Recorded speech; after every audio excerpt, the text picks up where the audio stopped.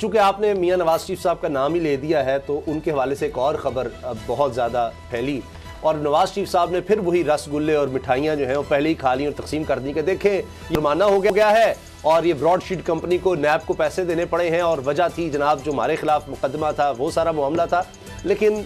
Broadsheet का मालिक उसका सरबराह क्या कह रहा है कि नवाज शरीफ उनके ख़ानदान के खिलाफ ना सिर्फ क्या क्या सबूत है हमारे पास और सैकड़ों मिलियन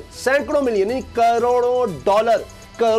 डॉलर के सबूत हैं किस तरह से इन्होंने गबन किया, पैसा बनाया, असासे बनाए और इसके साथ साथ उन्होंने ये भी कहा कि इन्होंने रिश्वत देने की भी कोशिश की ब्रॉडशीट कंपनी को। तो एक एक चीज मैं आपके सामने रख रहा हूं, उस पर फिर हम बात करेंगे कि ये क्या मामला है कि पूरे खानदान के हवाले से जब ये कोई अपनी जीत पेश करते हैं तो उल्टी पड़ती है। अब ब्रॉडशीट फर्म के मालिक ने इंकशाफ ये किया है हमारे पास शरीफों और दीगर पाकिस्तानियों के खिलाफ सबूत मौजूद हैं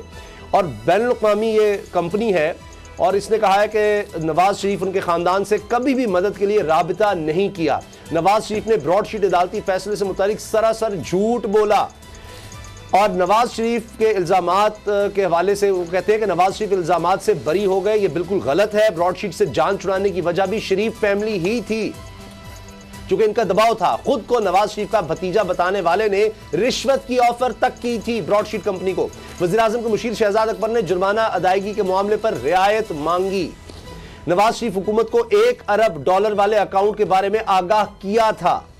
इसके साथ अगर पाकिस्तानी हुकूमत दोबारा मुआहिदा करती है तो हर्जाने की रकम वापस करने पर राजी है। इमरान खान की हुकूमत से जब्त की गई रकम वापस करके ज्यादा खुशी होगी, ये मालिक कह रहा है ब्रॉडशीट कंपनी का। मैं जानता हूं कि इमरान खान खुलूस वाला आदमी है,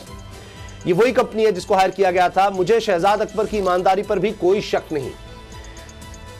जनरल रिटायर्ड अमजद के दौर में नैब ने अच्छा काम किया। अब ये सारे इल्जाम ब्रॉडशीट कंपनी तो हमें एग्जोनरेट किया है, जबकि वो कह रहे हैं कि जब जनरल रिटायर्ड अमजद को हटाया गया तो नैब नीचे की तरफ चला गया। अब ये सारी तफसीलात आई हैं। अब थोड़ा सा बैकग्राउंड मैं आपको इसका क्लियर कर दूं कि ये 2003 में हुआ ये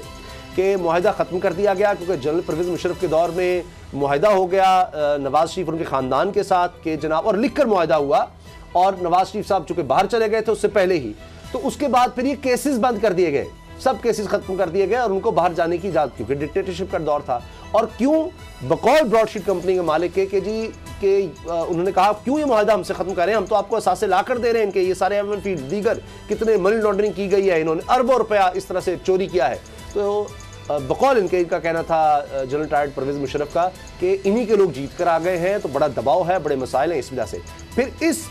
तरफा तौर पर मुआहिदा ख़त्म करने की वजह से ये कंपनी गई थी। और फिर ये 2008 से मामला बढ़ते बढ़ते 2016 आगे जाता रहा और उस वक्त पीपल्स पार्टी नून लीग की गवर्नमेंट थी, उन्होंने कुछ नहीं किया और अब आकर फिर नैब के खिलाफ ये कंपनी ये जीत गई केस। वजह यह थी कि आपने क्यों एक तरफा तौर पर ख़त्म किया मुआहिदा, जबकि हम तो असासों के करीब पहुंच गए थे और हमने तो डिटेल ले ली थी, हम तो अपना काम मुकम्मल कर रहे थे। तो उसके बाद नवाज शरीफ साहब ने कहा कि जी देखिए हमारे हक में फैसला आ गया, तो उस पर ब्रॉडशीट कंपनी के सरबराह के बयानात मैंने आपको दिखा दिए हैं जो उसने कहे हैं। असद खरल साहब, ये तो एक नई चार्जशीट है। देखिए मामला ये है उसामा साहब, झूठ के वो कहते हैं ना पाँव नहीं होते, और एक सच को छुपाने के लिए जितने मर्जी आप झूठ बोले वो सच बिलाखिर सामने आ ही जाता है। अब एक तो उन्होंने सलमान शहबाज का नाम ले रहे हैं कि उनको ऑफ़र की गई, दूसरा वो इमरान खान साहब जो हैं जिनके ऊपर नवाज शरीफ साहब ये इल्ज़ाम लगा रहे हैं कि जनाब ये भी हुकूमत की नाअहली है, हालांकि ये मामला पुराना चल रहा था। और जो बात उन्होंने की है ईरानी निज़ार जो बरतानवी वकील हैं कावे मूसवी, उन्होंने ये जो बात की है कि ये जो कंपनी है ब्रॉडशीट, ये इसमें बिल्कुल बात दुरुस्त है कि उन्होंने ऑफ़र की थी पाकिस्तानी हुकूमत को, नैब को, कि जितने पाकिस्तान से जो काला धन है जो बाहर गया मुख्तलिफ खुफिया अकाउंट्स के अंदर, वो हम आपको ढूंढ के देते हैं और उसके लिए हमें कुछ जो भी एक नॉमिनल जो अमाउंट है वो दी जाए जी। उन्होंने बहुत सारे खाते जो है वो हुकूमत पाकिस्तान को बताया। उन्होंने अकाउंट्स का भी जिक्र किया जिसमें अरबों रुपए जिसको अगर कन्वर्ट करेंगे बल्कि डॉलर बिलियन में थे। लेकिन वो ये भी बताते हैं कि जब ये मुशर्रफ का नवाज शरीफ साहब से मुआहिदा हुआ तो उसके बाद से जो हुकूमत पाकिस्तान है उसकी दिलचस्पी उसमें नहीं रही। और इवन कि उन्होंने ये भी इल्ज़ाम लगाया कि हम जो बाज़ अकाउंट जो खुफिया की बताते थे तो कुछ देर बाद उन अकाउंट से रकूम निकलवा ली जाती थी, जिसका मतलब ये है कि नैब में कुछ ऐसे लोग आ गए थे। जनरल अमजद परवेज़ जब नैब के चेयरमैन थे, मुशर्रफ का जब नया दौर था, जब नवाज शरीफ के साथ या शरीफ फैमिली के साथ जिला वतनी का मुआहदा नहीं हुआ था, उससे पहले का जो नायब है उनका, उस वक्त वो सारी एक्टिविटी हो रही थी।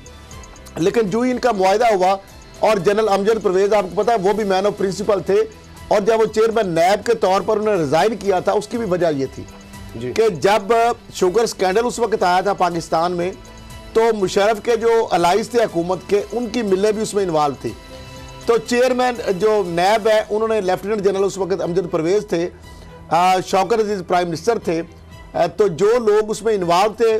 उनके खिलाफ बाकायदा मैं इसकी चीज़ विटनेस हूँ, नैब से गाड़ियां रेड के लिए निकल चुकी थी, जिनको वापस बुला लिया गया। उस बात पे, उस बात पे नैब शायद जो जनरल परवेज ने कहा था कि मुझे ऐसे नैब में काम करने की ये जरूरत, ये वो दौरा, तो फिर इसका मतलब है बाबर डोगर साहब, बड़े बड़े लोग पकड़े गए थे उनके दौर कि मैं अगर आज एनआरओ दे दूं सब कुछ ठीक हो जाएगा। अब ये सब जानते हैं कि जब कई ममालिक में उनके कवानीन है, उनका कॉन्स्टिट्यूशन है कि जी जमहूरियत नहीं अगर किसी मुल्क में, तो उससे फिर वो उन पर पाबंदियां भी लगती हैं। तो परवेज मुशर्रफ मजबूर हो गए कि जनाब इनको हम दे राय दें। कई ममालिक बीच में आ गए, वो सऊदी अरब था, दीगर ममालिक भी थे, फिर अमेरिका का प्रेशर सब जानते हैं। तो इस दफा फिर ये इसीलिए खेल खेला जा रहा है, सिलेक्टर है जी, सिलेक्टर है कि पीछे जनाब एस्टेब्लिशमेंट है, इसलिए नवाज शरीफ और ये सब लोग ये कह रहे हैं कि ताकि इनको एनआरओ मिल जाए। तो आज ये देख लें परवेज मुशर्रफ साहब की कहानी 2003 में क्या आज उसकी वजह से भुगत रहे हैं। उस वक्त अगर केसेस चलते रहते तो ये तो फिर नवाज शरीफ तो शायद 2008 में इनकी न पंजाब में मुशर्रफ ने बेड़ा गर्क किया था, एनआरओ ना दे, उसी वक्त ये सब कुछ साबित हो जाता। नवाज शरीफ वज़ीर आज़म जनरल अमजद की जो अपॉइंटमेंट थी, जिस तरह से वो क्रॉस द बोर्ड चले, इसमें कोई शक नहीं है कि वो कोई विच हंटिंग नहीं करने जा रहे थे, वो क्रॉस द बोर्ड एक अकाउंटेबिलिटी करना चाह रहे थे जनरल अमजद।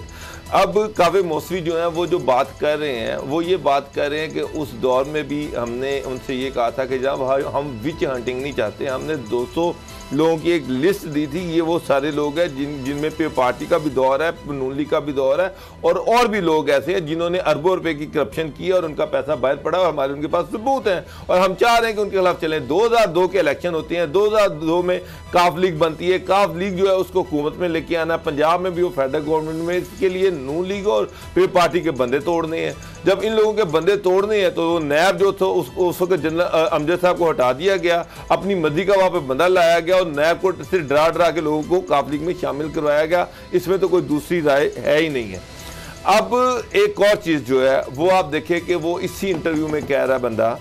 वो कह रहा है कि मैंने नवाज शरीफ के दौर में भी कहा कि एक अकाउंट है मेरे पास जिसमें $1 अरब है, अगर आप कहें तो मैं उसके खिलाफ सबूत दे सकता हूं, अगर आप कहें तो मैं उसके खिलाफ चल सकता हूं, क्योंकि उसको भी लालच है कि $1 अरब है तो 20 करोड़ तो उसको मिलेगा। नवाज शरीफ उसमें इंटरेस्टेड नहीं होते। बाद में वो शहजाद अकबर से कहता है कि जनाब अगर आप इंटरेस्टेड हैं तो $1 अरब का अकाउंट ऐसा है जिसमें $1 अरब पड़े हुए हैं, अगर आप कहें तो मैं एविडेंसेस उसके दे देता हूं आपको। वो भी इंटरेस्टेड नहीं होते। ये एक तरफ हकीकत है कि जिससे ये चीज़ है कि यहाँ पे अकाउंटेबिलिटी जो है वो कोई नहीं चाह रहा, बाहर से पैसा लाना कोई नहीं चाह रहा। असल मकसद ये है विच हंटिंग, जो कि सारे ही कर रहे हैं, चाहे वो मुशर्रफ का दौर था, चाहे वो नवाज शरीफ का दौर था, चाहे अब का दौर है, विच हंटिंग ज्यादा हो रही है।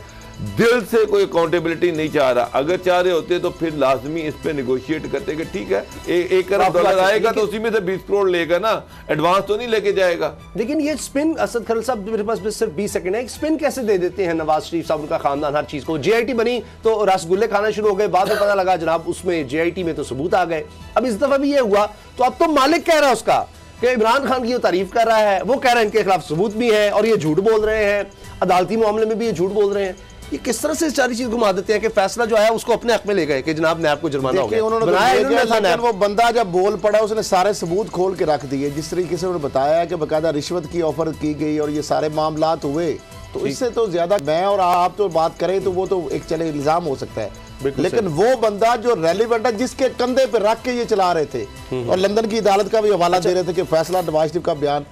अदालत का जो फैसला है उसके हवाले से भी सरासर झूठ है। वो इसी हवाले से एक बड़ी खबर ये भी है कि वज़ीर आज़म ने फिर ऐलान किया कि जी इनको एनआरओ में किसी सूरत नहीं दूंगा। सब्सक्राइब करें और बेल दबाएं ताकि कोई खबर रह न जाए।